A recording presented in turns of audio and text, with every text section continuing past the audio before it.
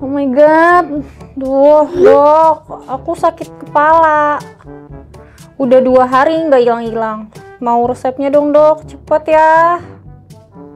Kasian sakit kepala. Baik Bu, saya resepkan ibuprofen ya. Tapi aman buat ibu menyusui kan dok? Saya baru melahirkan 2 minggu yang lalu. Aman Bu, tunggu aja resepnya ya. Oke dok.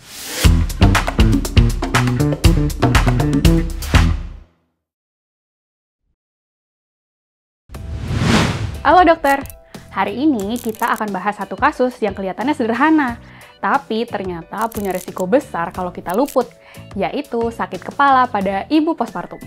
Jadi ceritanya, pasien perempuan usia 28 tahun melakukan konsultasi untuk keluhan sakit kepala yang dialaminya sejak 2 hari yang lalu.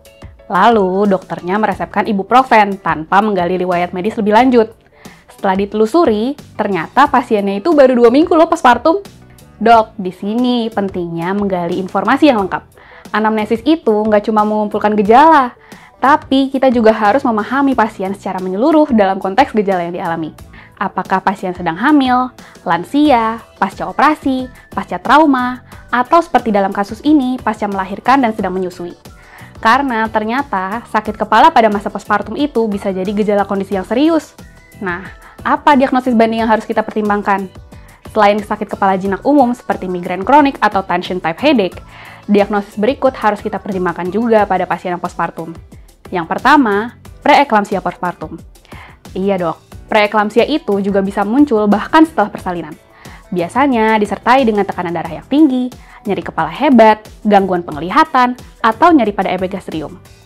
Hingga 75% kematian ibu akibat preeklamsia itu justru terjadi postpartum, hingga 6 minggu pasca melahirkan. Kedua, infeksi.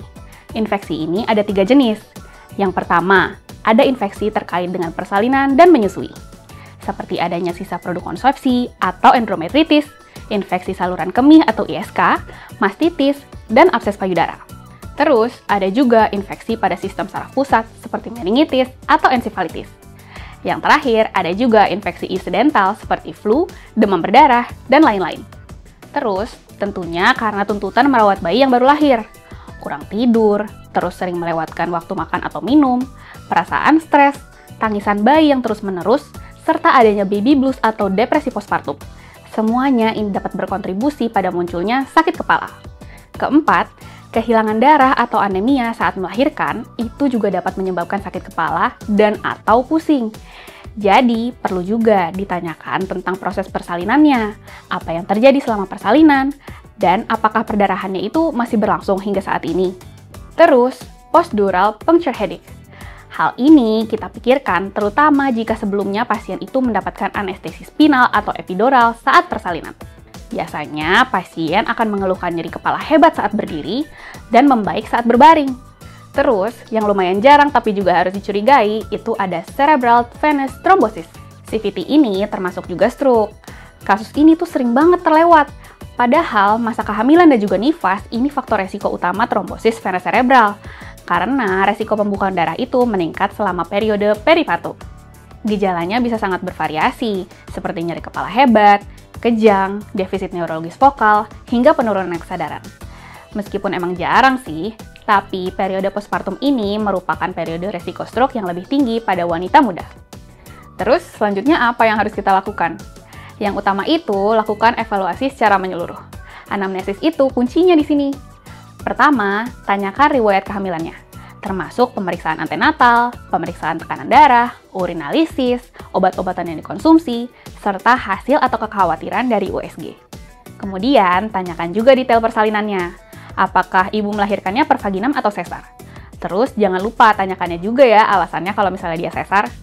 Terus lahirannya aterem atau preterem? Terus gimana jenis anestesi yang digunakan? Ada jumlah kehilangan darah dan berapa lama dia di rumah sakit? Untuk periode postpartum, tanyakan tentang lokia. Seberapa sering ibu mengganti pembalut? Apakah bertambah atau berkurang? Terus gimana baunya? Tanyakan juga ada demam, nyeri perut, atau dysuria nggak? Jika ibunya menyusui, perhatikan adakah nyeri, kemerahan, atau puting yang lecet. Jangan lupa tanyakan juga terkait bayinya.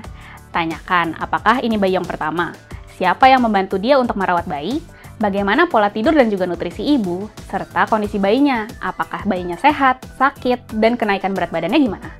Terakhir, tanyakan tentang pemeriksaan postpartum dan juga pemeriksaan bayi, kondisi medis yang sudah ada sebelumnya, serta obat-obatan yang sudah dikonsumsi hingga saat ini. Pokoknya, penting banget untuk diingat ya dok, jangan pernah anggap enteng sakit kepala pada ibu postpartum. Lengkapi riwayat dengan pertanyaan soal status kehamilan, nifas, dan juga obstetriknya. Jadi, jangan buru-buru kasih analgesik tanpa tahu akar masalahnya. Tanamkan dalam diri kita, kalau anamnesis itu bukan cuma ngumpulin gejala, tapi kita harus benar-benar paham secara keseluruhan tentang pasien kita. Kalau dokter ingin dokumentasinya lebih rapi dan juga komprehensif saat menangani pasien seperti ini, jangan lupa gunakan fitur My Patient di aplikasi Alomedica. Dengan My Patient, dokter bisa catat kronologi kasus, resep, dan juga follow up pasien secara sistematis, termasuk edukasi, diagnosis banding, dan juga evaluasi resiko. Semoga kasus hari ini bisa jadi pengingat untuk kita semua agar lebih teliti dan berhati-hati.